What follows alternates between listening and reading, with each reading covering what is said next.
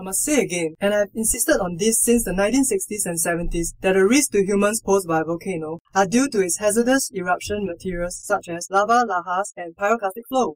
If we are going to save the villagers, we have to mitigate these hazards. No. You're a one-sided, old, foolish, due for retirement guy out of time. Don't you know that since the 1980s, social scientists have realized the importance of cultural values? They shape perceptions of risk in the face of volcanic hazards. Social values, religious beliefs, and community traditions determine reactions towards volcanic risk. We need to be more radical. Behavior in the face of volcanic risks are not due to physical hazards or cultural beliefs. There are darker forces at work.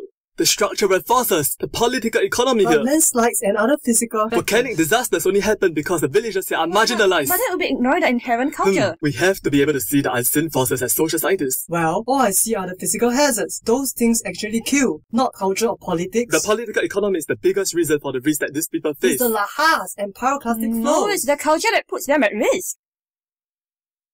Well, since we can't come to a conclusion, let's take a break. There's the nice local fried chicken there. Alright.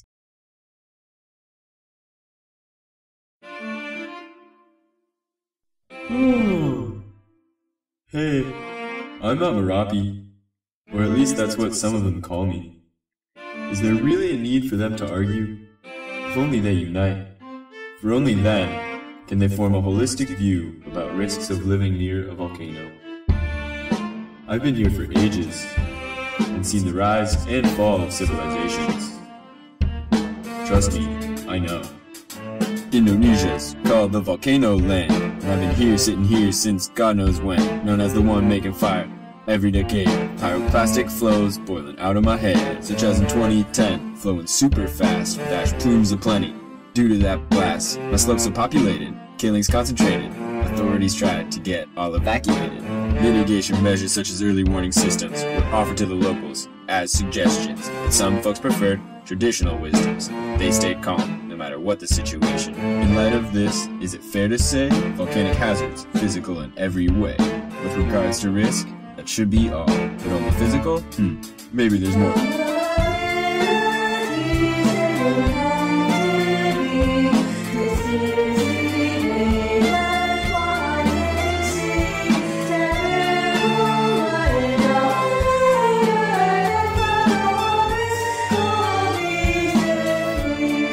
Look, those villagers. Look, ours, our God. Here's a food and money, it's not a lot, but we are sincere in our prayer.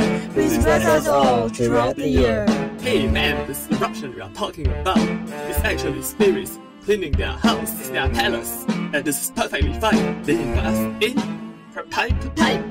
Don't be naughty, for if you are, you'll be taken without pardon by our God Supper. And if you ever need to run, wait for our village head. That's right, it's not just about the state.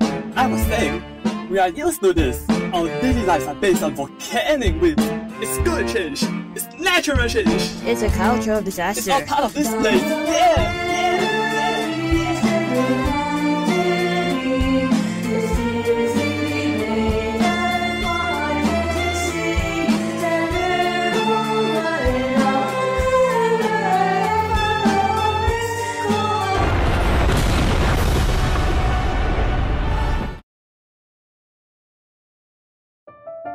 This happens all the time. I can't help sneezing. This is nature. But it kills these folks. They refuse to evacuate due to their cultural values. But that's not all. There are also social and economic vulnerabilities at play. Where do we go if we live? Money doesn't simply grow on trees. We make loads of money here. We need this place. Visitors are many. It would be a waste if we leave. And also, the land's fertile, so risky and all.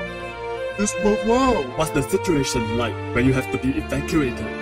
Then will explain why we don't feel protected. We're reliant on the livestock, and if they're left alone, We'll die of starvation if we don't come home. Which is why we don't like staying at evacuation grounds. Even if we survive, we just stay alive for long. I worry about petty thieves, cause entering my house would be a breeze. It's still all we have when we ain't around. Which is why we rather leave evacuation grounds. Villagers are inclined to stay around me, as volcanoes bring them economic benefits, such as fertile soil that results from my sneezes.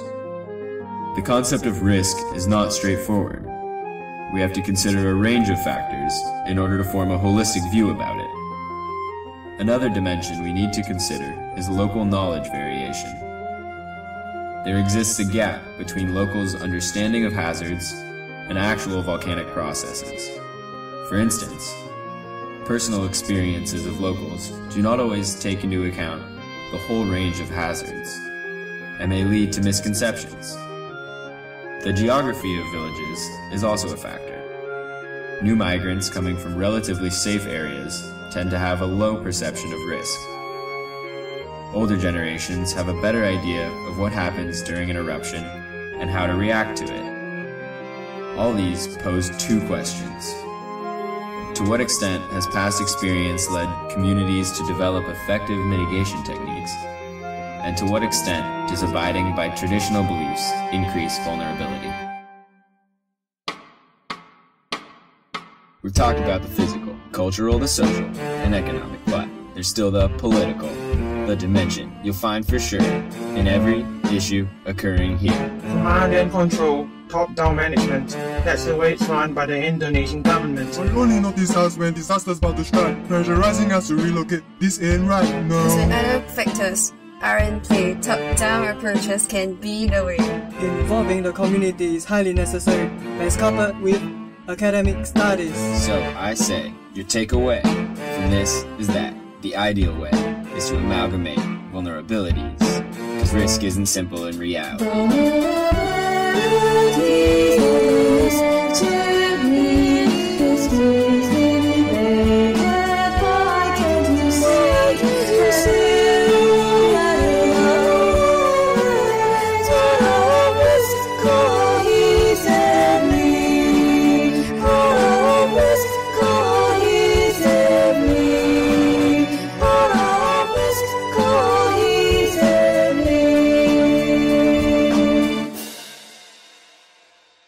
Wow, after all these years of debating, we needed a volcano to teach us the importance of interdisciplinary unity. We now know that volcanic risk is an amalgamation of physical hazards, cultural vulnerability, and structural political economies. Also, risk is perceived differently by potential victims with indigenous knowledge. Technocratic policies affect mitigation measures. I'm glad we have realized the multifaceted nature of risk. Let's work together now, my friends. Hey, sorry I'm late.